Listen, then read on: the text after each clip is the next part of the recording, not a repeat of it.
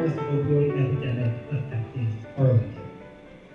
So opioid use and opioid addiction are amongst the topics generating the most interest and attention in our mass media. And it's not a new phenomenon, but the concern does seem to be growing as it impacts more communities and more individuals broadly. In fact, this past October, the Federal Department of Health and Human Services declared a national public health emergency on account of the opioids crisis. And indeed, the problem is a national one, and I wouldn't be shocked if it's an international one. And I think sometimes when we're confronted by a national issue, there's a temptation to look at the high quality of life we enjoy here in Arlington and think, that's not us. It just passes us by. But alas, no community is immune in either way. Just yesterday, the news site ARL Now reported that the number of Arlingtonians seeking treatment through the county's Department of Human Services for opioid-related issues increased from 100 people in 2015 to 345 last year. Now, 345 people is just 1/6 of 1% of our residents, but that's the public services. It doesn't include people receiving private treatment or those who are dealing with the problem without treatment. And a 157% per annum increase is rather stark. And there are complications beyond statistics, and that I think we'll hear a lot about this evening. And one problem is that addiction is a chronic disease. And in talking with a lot of people in marketing the program and telling people who were going to do it, I was struck by how many of the folks with whom I spoke defaulted to the stereotype of addicts as people who are strung out and barely able to function. And while I'm sure that description does fit some people who are suffering with opioids, it doesn't fit all, and I doubt it even fits most.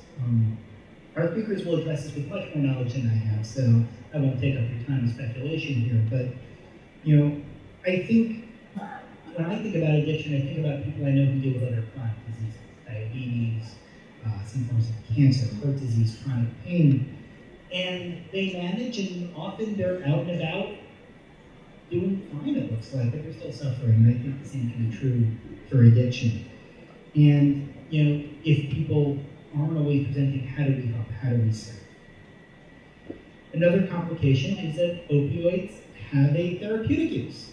If you've been injured or had surgery, you've probably been prescribed them, and they are part of a pain management regimen. And so how do we capture the value of these tools for managing pain, but also ensuring that they don't make their way from therapeutic use to abusive use or recreational use? How do we ensure that surplus drugs make it to a safe place, don't wind up in an illicit secondary market? And how do we do all this without making patients coming off of a tough experience feel like they're being treated as suspect because of what their doctor genuinely prescribed for legitimate pain? Tough questions that I hope we'll get to some of them. And so with that, we have three speakers who are joining us. First, we're joined by Reed Smith, who's the Operational Medical Director for Arlington County's Fire Department. Reed's team is responsible for our emergency medical and public safety services, and so he'll be able to speak to Arlington's response to acute opioid incidents. Reed has been with the fire department since 2009. He's worked as an emergency physician at Virginia Hospital Center since 2008, been a professor at GW since 2004, and completed his MD at Georgetown, so quite a success. After Reed will invite Debbie Taylor to join us. She's the Senior Vice President and Executive Director for Phoenix House Mental Lab. They are a nonprofit provider of substance use and co-occurring mental health disorder treatment. Debbie has led Phoenix House Mental Lab since 1989. And her career in the treatment of substance use disorders spans over 45 years. She's also worked at Virginia Hospital Center, as well as the hospitals around the DC metro region. She has served as a member of the Arlington County Partnership for Children and Families and on a number of boards of community groups here in Arlington, including the Committee of 100. So, welcome. Debbie is a psychiatric nurse certified in clinical dependency. And finally, to wrap our discussion before Q&A, after all the technical and service-oriented detail, we will welcome William Weaver, who will share his personal experience and help to make this topic more concrete for all of us. So I know we'll have many good questions, so on to the discussion, and please join me in welcoming Reed Smith.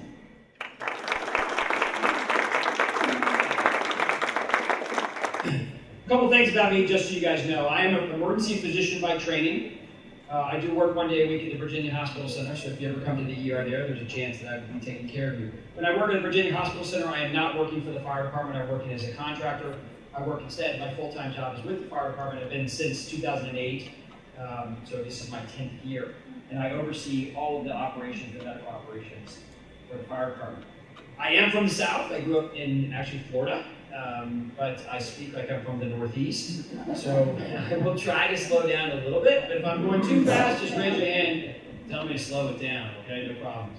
I'm going to talk to you about the perspective of the Arlington County Fire Department and our emergency medical system on the opioid crisis, okay? So let me start with this, because, I thought, I know what an opioid, as a physician, I'm fully familiar with what an opioid is, but sometimes I think that maybe people don't really understand what it is. So let me just start there. An opioid is a class of drugs, a class of medications that chemically resemble or are directly derived from a poppy plant, from the opium poppy plant. And the way it works is the opium, right, the chemical in the plant, or the chemical that's synthesized to be similar to that plant, it binds receptors in your brain, your spinal cord, and your peripheral nerves to block pain response. So that's a key component, that there is a central effect. It's not like Novocaine or lidocaine that only works on the nerve. It actually has a central effect on your brain and all of your functions of life, respiratory, heart rate, blood pressure, things like that. So it's a central acting drug, okay? What you can see here is a picture of some poppies, and the opioids is one of the few drugs that we still use that was the same drug that we used at the Battle of Gettysburg, right? It is a Civil War drug. Morphine is a Civil War drug, and we still use it in unadulterated form, so you feel connected to your ancient relatives that fought in the Civil War, because potentially you're getting the same drug that they got. Okay? One of the keys with the opioids is not only is there morphine, which is directly derived from the plant, but there's also chemical, and that's when we're talking the synthetic opioids like heroin, fentanyl, carfentanil. These are some of the stronger versions that are chemically synthesized. Multiple forms of opioids. It's not just heroin. There's multiple forms. So it's fentanyl, it's hydrocodone and Tylenol. It's meperidine, it's morphine, it's oxycodone, oxycontin. There's a whole class of drugs that are used that fall into this category. Okay? They all have similar effects. They all have different strengths, but they all have similar effects, similar side effects, similar addiction potential. What is it used for? Why do I use opioids in the fire department, as well as why do we use opioids in the hospital to treat pain? It's a very, very good analgesic. It works very, very well. It's a central acting analgesic that is very effective. It has some other indications as well. For one thing, a side effect of it is constipation. So if you've taken Imodium or loperamide, that's an opioid derivative. And what it does is it shuts down your bowels. So if you have diarrhea, it'll help you control the diarrhea. So we use opioid derivatives for diarrhea. Okay? It's also a very, very good cough suppressant. So dextromethorphan, some of these other drugs that we use for cough suppressants are chemically related to morphine, or chemically related to opioids. And also we use it for sedation before you go to surgery or things like that. So it has multiple legitimate medical uses that we couldn't practice without. This is a drug that we truly need. Some of the side effects that we worry about with opioids, respiratory depression, it suppresses your ability to breathe. And that's probably the most important life-threatening effect. When you overdose on opioids, it suppresses your ability to breathe. And most people who die from opioid overdose die from lack of breathing response. So they don't breathe and they die. It causes low blood pressure. It'll drop your blood pressure dangerously low. One of the side effects is euphoria. It makes you feel good. Right? It makes you happy. And that part of the addiction is the euphoria that you feel from the drug. It also, the side effects that we know of this drug is it can cause a physiologic addiction, which means that your body needs it. Okay, and that is in addition and separate to the psychological addiction where your mind craves it. So you can be physiologically addicted to opioid and not be psychologically addicted. and vice versa. Okay? And the classic case of that is somebody who has terminal cancer, for which we treat their pain because they're in bone cancer, for example, extremely painful. We put them on very high levels to give them quality of life. They are not mentally addicted, they're not psychologically addicted, but if they come off it, they will have a horrific response of their body because their body requires it. The body itself is addicted and not the mind. Does that make sense? So you have two kinds of addiction. Here's the numbers for Arlington County. I go 2017, 2018. In 2016, I think we had around, I didn't pull the numbers, but around 100 calls or so. We doubled that or so in 2017, so we had 233 calls, and 2018 we're at 19 calls right now. It is something that we are focusing on, but it is not our top priority. And I know that may upset some people, but I can tell you that with our limited resources, right, if I have time to spend, I'm going to put it into making sure people who have strokes get cared very well. I'm going to balance that with people who have heart attacks and cardiac arrest, trauma, terrorism. So it is in our top of our list. It is not at the top of the list, but it is certainly in the top 5 of things that we're considering paying for and working towards managing. So what's our response to opioids right now in the county? Is that our providers, your providers, your EMS providers, firefighters in the county are very, very well aware, very, very well trained in the management of opioid overdose, as well as the appropriate use of these drugs in the field. We have standing EMS protocols that we've written for our firefighter paramedics and our firefighter EMTs that deal with intentional overdose or attempted suicide, someone who intentionally tries to kill themselves. Also the unintentional overdose, so someone takes too many pills by mistake. As well as one of the protocols is in the approach to the unconscious patient where we don't know what's going on, we assume that there is a possibility they could be overdosed, and we treat them as well. That will falsely inflate your numbers in Arlington County because we track the use of the reversal drug, which is called Narcan, and that's how I track. So my guys used and girls used Narcan 233 times last year, but not every one of them was an opioid overdose. Some of them were for even the elderly patient at Cherrydale Nursing Home. If they're unconscious, we're going to give them a dose of Narcan. There's no downside, and there is that chance that they took too much or having the effect from pain medicine or something else. So again, that number of 233 for 2017 may be falsely elevated because I can't tell. It's based off of what we think happened or the use of Narcan. This is the drug. Narcan is the drug that we use to treat opioids. It is an immediate reversal of opioids. Works very, very quickly. We carry it. Every rig, every fire department vehicle carries it. I drive a Tahoe, a fire department Tahoe. I carry it. Everybody has it. It's all over our county, and it's never more than a minute to 2 away from any person who needs it once we get the call. Other than that, the only care that we provide is supportive care, monitoring, supporting their breathing and taking them to the hospital.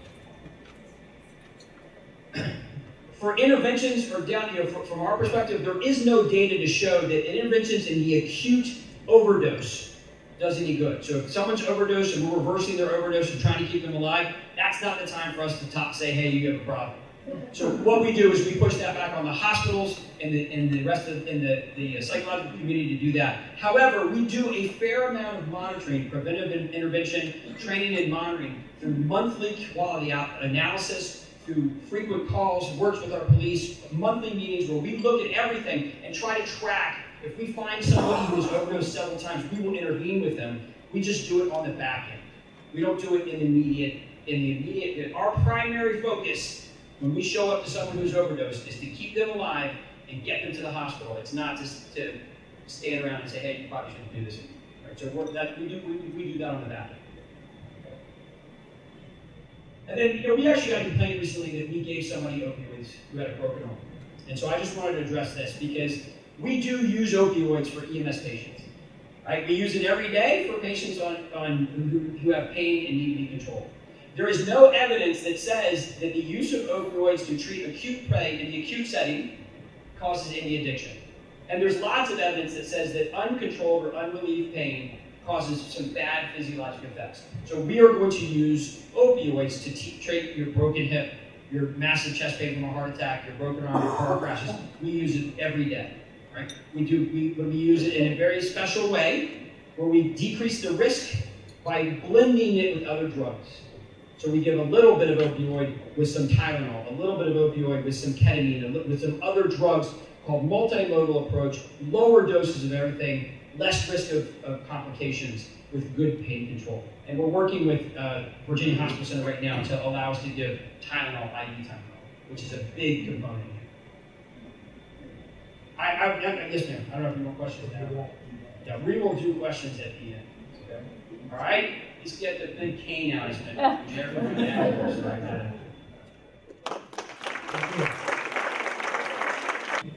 All right. Sorry, I didn't quite get that.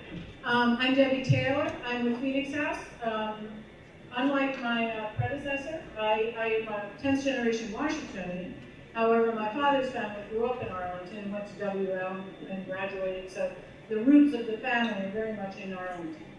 Where we take off is hopefully before they end up in EMS, and then unfortunately sometimes after our folks end up in EMS. I'm just going to go over some brief numbers. The mission of Phoenix House nationally, we were ARI, for those of you who remember us, and then Vanguard Services, and then in 2010 we joined Phoenix House. Mission is to serve people who have the troubles in the community with substance use disorders and related mental health. We are in 10 states in the District of Columbia. We have over 100 programs throughout the country. We offer a full continuum of care, as well as we treat 10,000 people a year throughout the country. Just some national statistics. If you look at the charts on the left, I find this interesting because that's the demographics of addiction, and the charts on the right are the people that we treat at Phoenix House. They're very similar. It's primarily a male population. There's more men than females that are addicted, and more men than females that are treated. One of the things that I find interesting that always alarms people is if you look at the race, the Caucasian and white race is the much higher proclivity of addiction than any other race. So this is not an inner city issue. This is a Caucasian issue. The ages, the only difference really in the ages between Phoenix House and the addiction is that we actually see people in a more general area. We have a lot more adolescents, and our ages are more equally laid out, whereas nationally you're going to see the over 50 be much higher than what we see at Phoenix House. We now, for the first time in the past 2 years, the top of the bar is the number of opiate users. For years and years, we don't do it by drugs of choice, we do it by drug abuse, and alcohol for sure was always the top winner. In the past 2 years, that has changed dramatically, and it's now opiates. So you see opiates, alcohol, I think that's cannabis, and then other drugs coming down. In the Mid-Atlantic, we've been around for 55 years. We started with primarily alcohol use. Then in the 70s, you all know what happened in the 70s. Drugs hit Middle America, and so Phoenix House had to take in individuals who had problems with drugs, so we became a drug and alcohol program.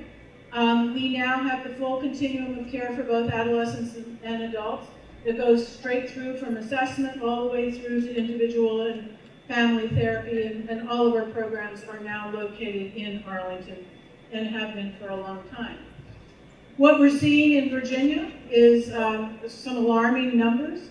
You can see that in Arlington, 12 drug overdoses, Arlington County had 26 drug overdose deaths in 2016, which was nearly double in 2015. So it's here, it's been here. It's not something that we like to talk about a lot because it is unfortunately in some cases invisible until the AMS get called. I started in the field 100 years ago, 1972, in the first opiate crisis.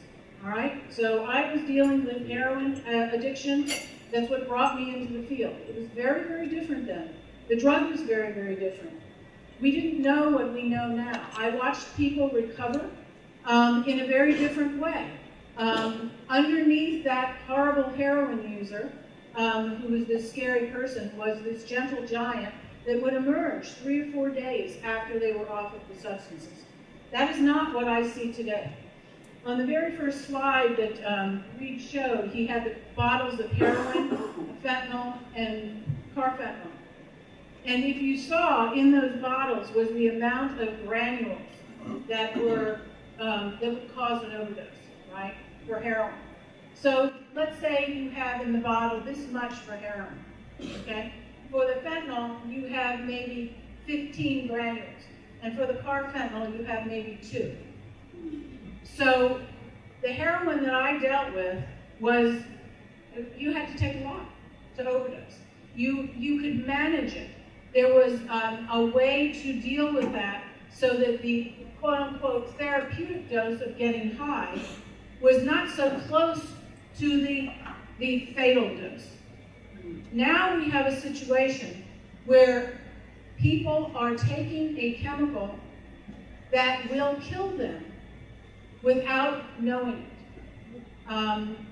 That has brought about a tremendous change in the industry, which is what we call medication-assisted treatment, which is trying to get people through the phase of withdrawal and recovery to take medication that keeps them from wanting to take that fentanyl or that heroin again.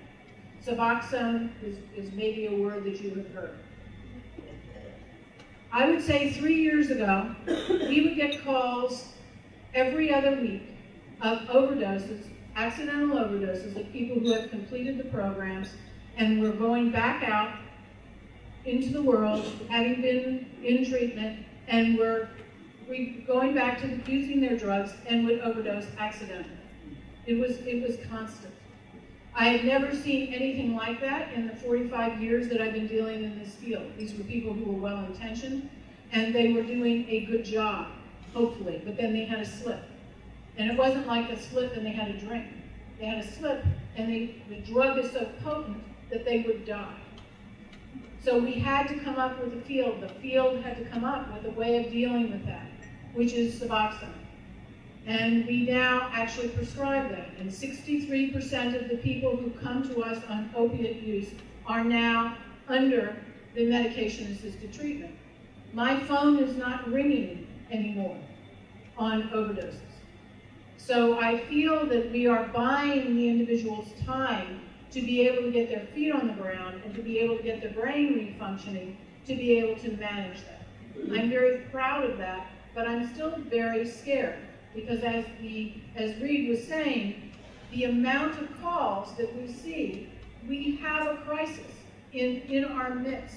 And it's not just Arlington, it's everywhere. And the ability of the individuals to obtain these chemicals is astounding. They can get them anywhere, at any time, on the internet, at the corner, in high school, in middle school, in their parents' cabinets, okay? So the availability is there. So the challenge becomes, how do we prevent these individuals from potentially playing Russian roulette with a gun? Because their intention is not to do harm. Their intention is to have fun and to seek pleasure. They do it, it makes them feel good. So what does one do when something makes them feel good? What do you do when something makes you feel good? You keep doing it. And if that makes you feel good, what do you do then? You do it more, okay? This is not a potential situation where we're dealing with bad people, or we're dealing with bad parents, or they're coming from bad families. These are great kids coming from great families, great spouses, with great husbands, great wives, who love them and care about them, and they, for some reason, end up either through the back door, which I call through pain, legitimate reasons, and they end up in this trap, or their kids having a great time, you know, and they go from marijuana to the pills to the heroin, because the heroin's cheaper and it's more easily accessible. And now it's being cut with the fentanyl and the carfentanil, which is devastating. So I'm here to tell you we have a major situation. I'm here to tell you that we have a county that is addressing this at full force. We have an extraordinary EMS department. We have an extraordinary hospital. We have an extraordinary county, both in the schools and in the public health area, that is helping to assist that. But it's horrible, but people do get well. So I am really happy that part of this program is actually going to be focused on an individual who at this point is successful. Okay, and we talk about success one day at a time, right? You're successful today. And if you keep putting those days together, then you can be successful for a lifetime. So I'd like at this point to thank you for having me, and I turn the program over. And, as Debbie mentioned, and we've mentioned, this is very much a human story, and we want to welcome up Will Weaver to give us a bit of a first-person perspective. Will?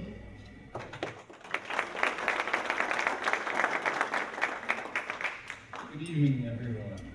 I'm here to give you guys a brief story of my trial tribulation experience, what I've been through. So to give you a little background, I started out normal guy, the better guys, sorry. Normal guy, normal kid, did normal things, things that kids do. Sports, I was, into my education, and just had a normal life. My parents were there for me, I had means, no trauma, until I got older.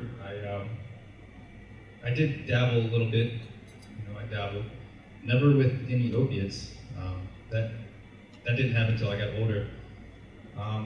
So I turned 18, I joined the military, U.S. Air Force.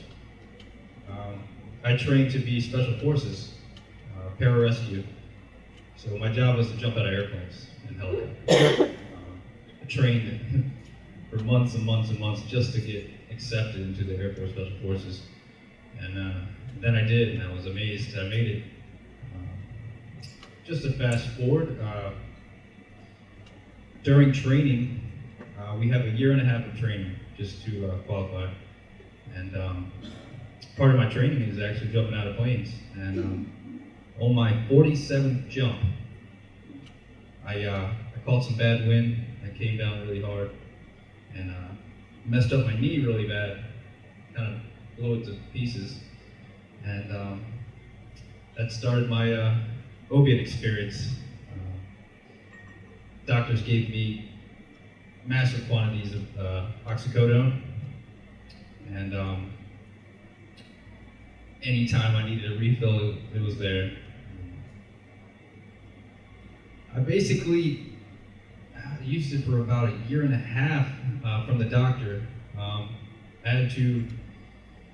I ended up failing from special forces. I had to go into military police, and did that for 2 more years. While still using my medication, it got pretty bad. I started abusing it, because I was so addicted to it mentally and physically. I needed to have it.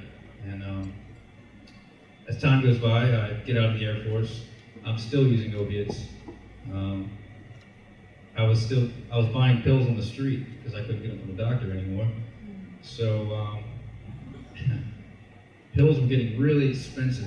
I couldn't afford them anymore. They got too expensive. So the next best thing, heroin.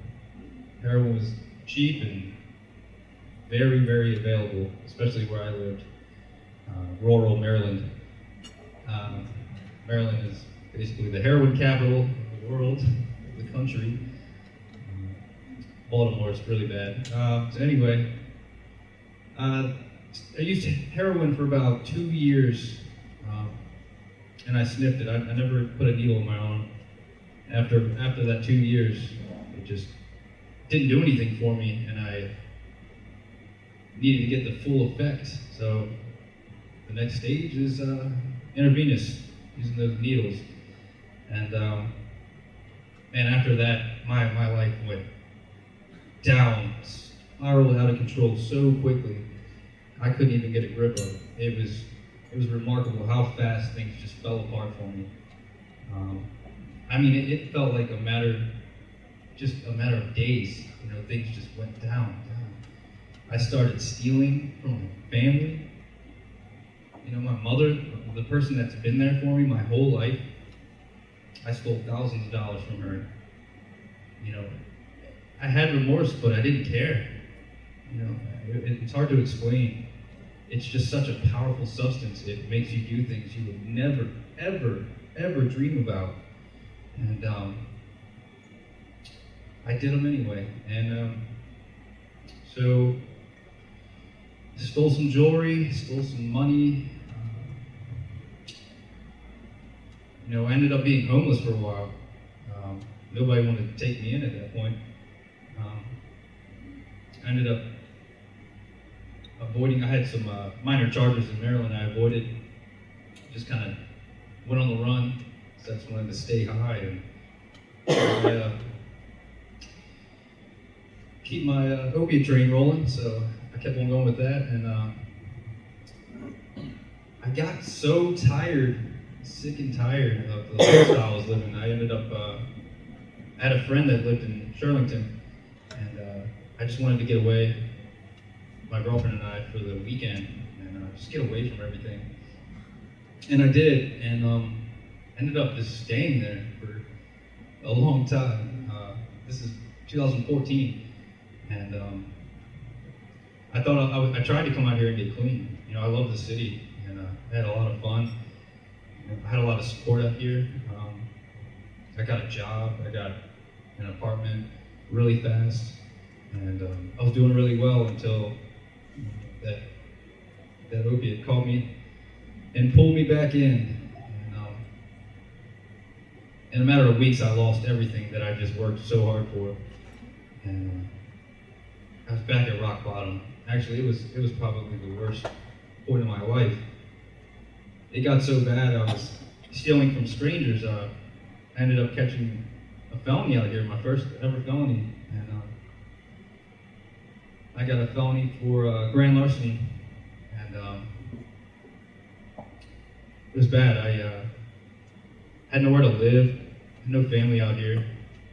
Ended up living with a friend. Got put on probation.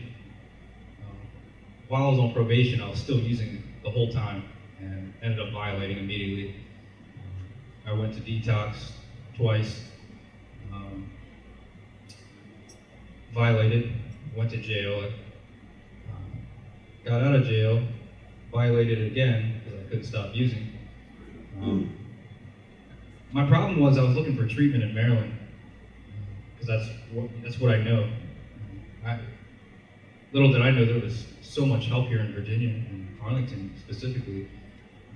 And you know, I looked into Phoenix House, and I tried to get approved for Phoenix House, and I did, but I didn't follow through because my addiction pulled me away from it. Fast forward, I got arrested yet again, for the third time, and I did some time here in Arlington. I did 2 years, and I just got out in October of 17, and I then went to treatment for 3 months, and now I'm at a sober living house, which I'm so grateful to be at. It's an amazing place, and Independence House in Roslyn, beautiful, beautiful place. But I now have 2 years, 3 months sobriety.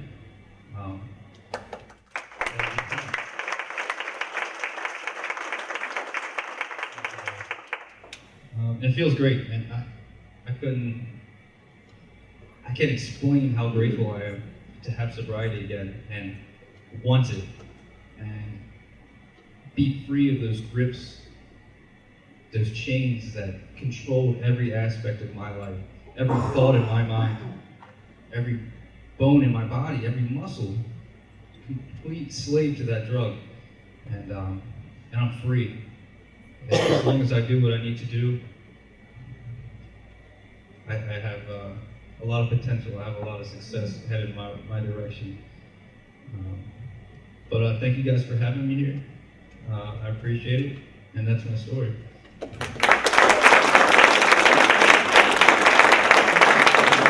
As our panelists take their seats here, it is time for our question period. And I believe we have our first question in the back. Hello. It's on. Hello. It's on? Okay, great. I'm just naturally loud. My question is for Reed.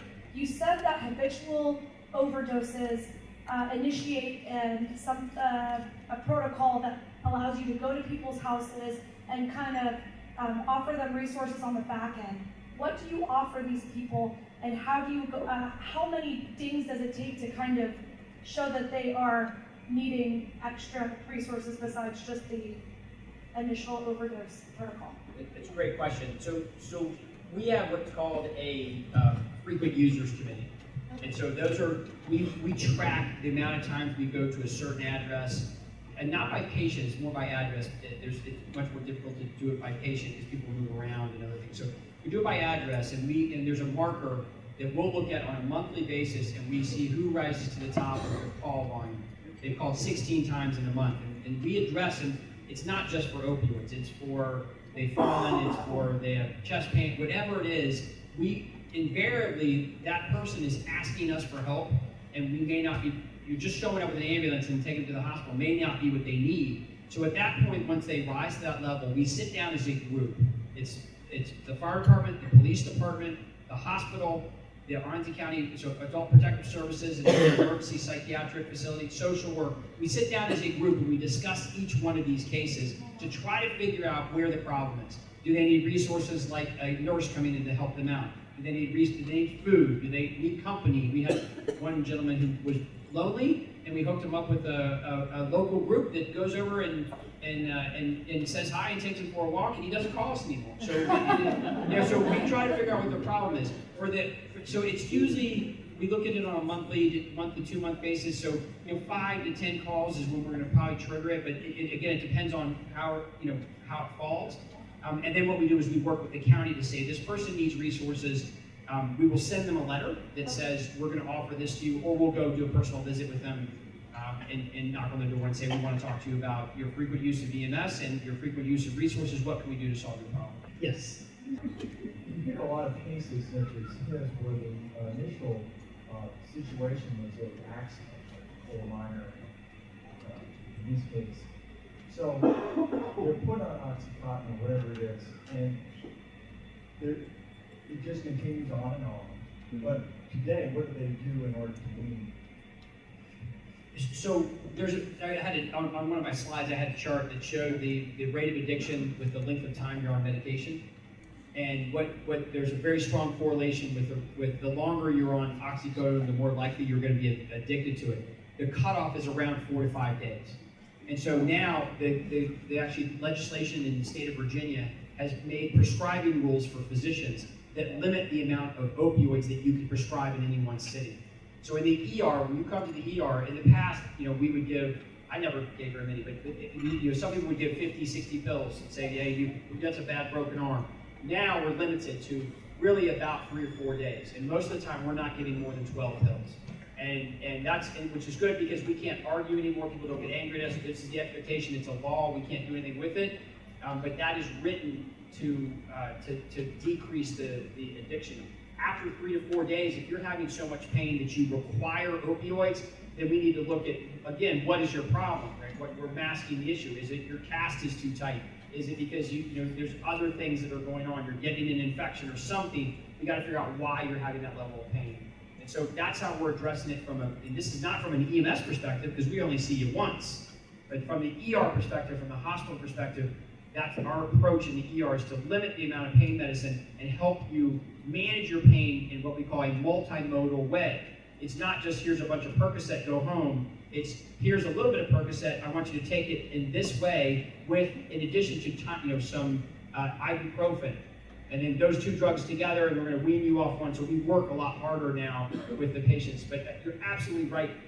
story is exactly, I mean, and and I know quite a few PJs, and I know guys and they all get hurt, and they all have very similar stories. Not all of them end up addicted, but quite a few of my friends have. And it's the exact same thing. Good people, good moral character people who get hurt, and then the draw is too much. We see it quite frequently. I have two quick questions. Do you only give Narcan by nasal spray, or can you give it other methods? That's a great question. You can give Narcan intramuscular, you can give it through the IV, you can give it through a bone, so through an intraosseous, or you can give it nasal spray. We carry it in nasal spray form primarily because it's so fast.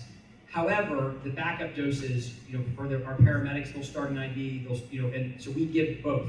When you talk about the carfentanil, which 10,000 times, I don't know the exact number, 10,000 times stronger, the amount of Narcan we carry is almost not enough. And so we start off with the nasal, and then without a response to a nasal, we would then move to IV. But it's the quickest thing is the first person shows up, we don't have to start an IV on you, we can give you a quick nasal spray and then see how that works. And that's at least getting the drug into your system. Thank you. The other thing is, what did you do about your addiction when you were in jail? It's a great question. So I was actually in a program called the ACT program. It is a 9-month drug program, inpatient.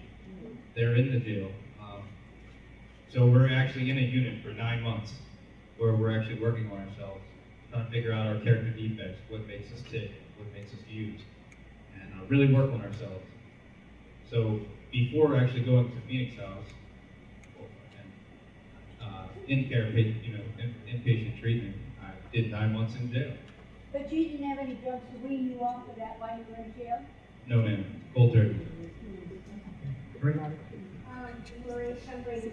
I'm interested in how does, as a doctor, I can check to see what other doctors have written prescriptions. Okay, and I should do that when I'm writing for a controlled drug.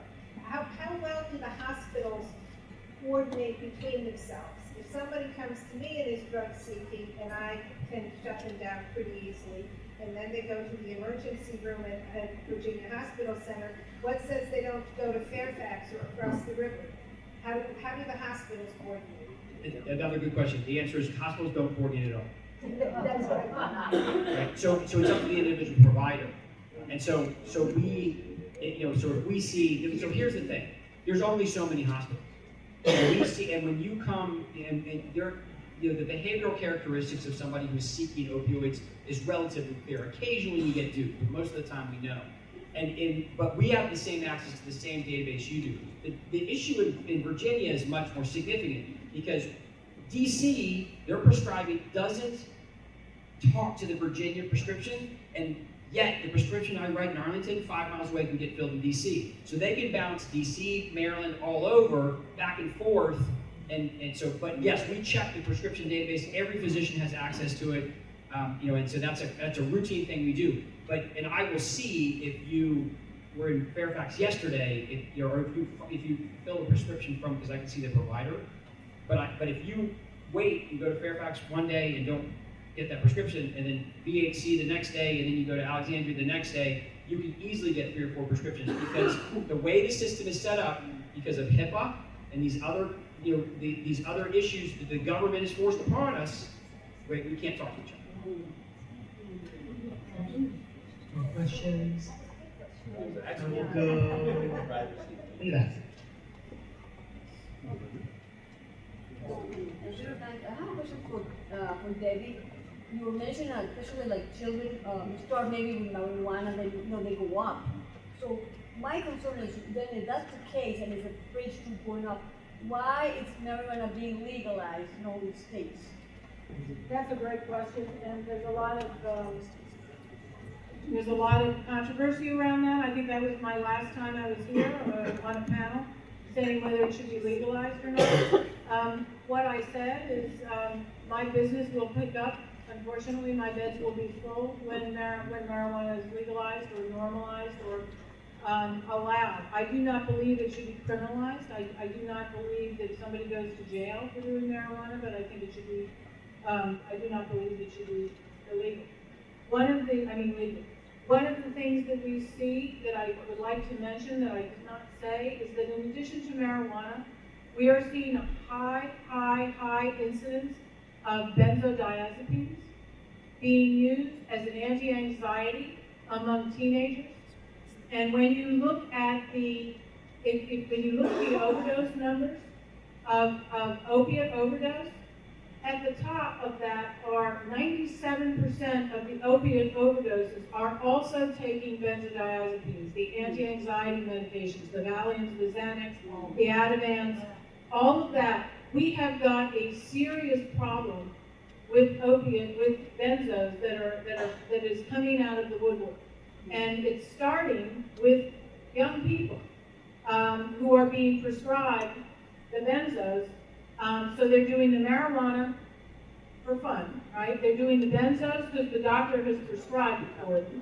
And then they get into the opiates, right? And that's where the overdoses are. So I'm just waiting so I just caution everybody on really paying attention to the benzodiazepine use that is happening among the young ones. Those are the ones that are the highest proclivity for overdose. And fatal. And fatal overdose, absolutely. I just have a question for Ms. Taylor and the panel. As a person in the community who also has loved ones in recovery, you hear about medical professionals who have Narcan available to them. As a person in the community, where can we get Narcan and where is that available? You can. Go ahead. You get it at CVS. Everybody can have it. I carry it with me at all times. I have it in my office in the treatment program because obviously we're talking about this much of a substance that somebody could take to overdose. So to think that they can't come into my program with that in a pocket or in a hidden place is ridiculous because they can't. So if somebody wants to bring drugs into a treatment program or into school or into jail, they will, and they can overdose. So we have it everywhere, and I suggest that, now they have it in all the bars, everywhere, because the idea is just like we were saying, if someone is unconscious, we give it. We gave it today in a program. Dr. Sutter, who's with us, who is one of our physicians, patients fainted. It had nothing to do with an overdose, but they fainted, but we gave Narcan. Because we just want to be better safe than sorry, because there is no harmful effect. And when you say available, so it's sort of Yes. walk in, buy it, leave with it, and then meet over receipts. You can buy it on Amazon. Everything. So that's even better. All right. Thanks. Go with Matt. Matt, T4UT. My question is, are all your beds full? And sort of, does Arlington have all the resources that we need to address the problem here? Yes and no. Our beds are, I think, 95% full at all times. And they are not all opiate addicts. They are primarily 70% opiate addicts, or people who have problems with opiates. But Arlington, Arlington could use a lot more resources in many different areas. And I think Reed can speak to that, as well as the schools, as well as Theo can speak to that in terms of what is needed in terms of drug court. We were just talking about earlier, they have a wonderful drug card in Arlington, but it's great to have the drug court, but then they've got to have treatment. So where is the treatment going to come from? The Suboxone that I'm talking about, which is the medication-assisted treatment, it isn't covered by a lot of people, so they can't get it. So there's medication that could be helpful that is not covered under certain policies. I can tell you at Virginia Hospital Center, we have patients that routinely wait 48 to 72 hours in the ER trying to get a bed somewhere for addiction, for alcohol or opioid addiction. For detox beds, correct. That's where That's routine. William, I'm just grateful for your testimony. Thank you. I'm also moved as a parent for children. care to comment on your parents' involvement in handling of this? So I don't know how it happened. That is a tough question. Thank you. Thank you for that. So at first, I think it was a little bit of confusion. You know, I think my mother blamed herself. You know, because not only was I using, my younger brother was using at the same time. He's 4 years younger than me. I'm 28 years old, and we were both using. And my mom probably blamed herself. You know, I think she really did. Like, it's her fault that 2 of her sons are heroin addicts. And you know, it took some time for her to maybe she did a little research and understood a little bit better about addiction, what happens, and why we use. And when I was in jail, because we didn't talk for a couple of years, and we lost that relationship. When I was in jail, probably about a year in, I finally wrote her, and she responded. You know, at first she was a little apprehensive, but it took a little time. And she completely, fully accepted, you know, who I was and what I did, and she wanted to rekindle everything. And it was great. For my father, I was speaking to him the other night, and he said, you know, son, despite your addiction, you were a better kid than I was. I gave my parents hell. He's like, you put up with me, and I'm a terrible person to put up with, you know. And he's like, I give you all the credit. You know, despite the things you've done, you know, you're still a really good guy. So it's all about just forgiveness and acceptance, I think, and because it's not who they are. You know, addiction is not who you are. It does not make your character.